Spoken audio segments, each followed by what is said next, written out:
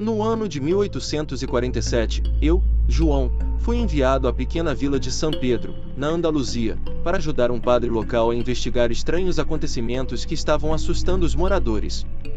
A vila era isolada, cercada por colinas e plantações de oliveiras, e tinha uma população de menos de 200 pessoas. Os boatos falavam sobre desaparecimentos misteriosos e vozes que podiam ser ouvidas nas noites mais escuras. Quando cheguei, fui recebido pelo padre Miguel, um homem idoso, que me explicou que os problemas começaram meses antes. Pessoas começaram a desaparecer sem deixar vestígios. Alguns moradores afirmavam que uma criatura rondava a vila à noite, mas ninguém ousava falar muito sobre isso. Havia um pacto, dizia o padre, um segredo que os anciãos da vila protegiam há gerações. Nas primeiras noites, não notei nada de anormal, mas a tensão entre os habitantes era palpável. Eles falavam pouco, e à noite, todas as casas se trancavam cedo. Certa noite, porém, enquanto caminhava pela praça central, ouvi um som distante, como um lamento que vinha das colinas próximas. O padre Miguel me advertiu para não sair à noite, mas minha curiosidade falou mais alto. Com uma lanterna em mãos, subi pelas colinas em direção ao som. A noite estava fria e o vento soprava forte, criando sombras assustadoras ao meu redor. Quando cheguei a uma clareira no alto da colina, vi algo que me arrepiou até os ossos. Um círculo de pedras antigas, e no centro, havia uma figura encapuzada, ajoelhada no chão, murmurando palavras numa língua que eu não conseguia entender.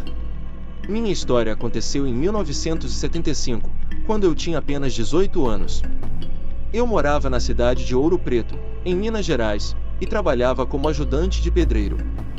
Certo dia, meu chefe recebeu uma proposta de reforma em uma igreja antiga, localizada em uma pequena vila chamada São Bartolomeu, perdida no meio das montanhas. Era uma vila quase esquecida, pouco mais que uma comunidade rural. Cheguei à vila em um final de tarde, e de imediato, senti algo estranho no ar. As ruas de terra batida estavam vazias, e a atmosfera era pesada, como se o lugar estivesse parado no tempo. As poucas pessoas que encontrei nos olhavam de maneira desconfiada, e havia um silêncio que não combinava com o som usual de uma vila do interior. Naquela noite, enquanto nos preparávamos para dormir em uma pequena pousada local, ouvi barulhos vindos da rua. Eram passos rápidos, logo em seguida, o som de portas sendo trancadas com urgência. Fui até a janela e vi uma sombra passando apressada pela esquina da rua. Curioso, perguntei ao dono da pousada o que estava acontecendo. Ele me olhou com uma expressão tensa e disse: "É melhor você não sair à noite.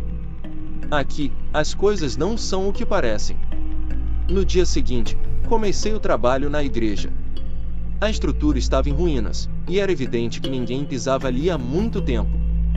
O lugar era sombrio, com bancos cobertos de poeira e o altar desmoronando. Enquanto trabalhávamos, um dos meus colegas encontrou um velho diário, escondido entre as tábuas do chão. Curioso, comecei a ler. O diário era de um padre que havia vivido ali na década de 1930. Ele falava sobre rituais estranhos que os habitantes da vila praticavam, sempre em noites sem lua. Havia menções a uma criatura, o Observador, que supostamente vivia nas montanhas e que a vila venerava em segredo. Quanto mais eu lia, mais ficava claro que o padre estava aterrorizado com algo.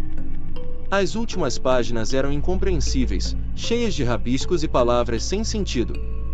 Naquela noite, novamente ouvi os passos. Mas desta vez, pareciam mais próximos, como se algo estivesse rondando a pousada. Decidi investigar, contra todas as advertências. Caminhei pelas ruas desertas, e para minha surpresa, vi um grupo de pessoas se reunindo em frente à igreja, todas de cabeça baixa, murmurando palavras estranhas. Estavam realizando algum tipo de ritual. No centro do grupo, uma figura alta e encapuzada segurava um cajado e parecia liderar a cerimônia. Meu coração disparou. Voltei correndo para a pousada, mas assim que entrei, ouvi um grito agudo vindo da direção da igreja. Não consegui dormir o resto da noite, e na manhã seguinte, fui confrontado por um dos moradores, que me olhou com frieza e disse: "Você viu mais do que devia. É melhor ir embora enquanto pode." Na mesma tarde, deixei a vila de São Bartolomeu e nunca mais voltei. Sempre me pergunto o que realmente estava acontecendo naquele lugar e o que era o observador que eles tanto temiam. Às vezes, sonho com a vila e seus habitantes, e em meus pesadelos, sempre há uma figura alta, com um cajado, me observando à distância.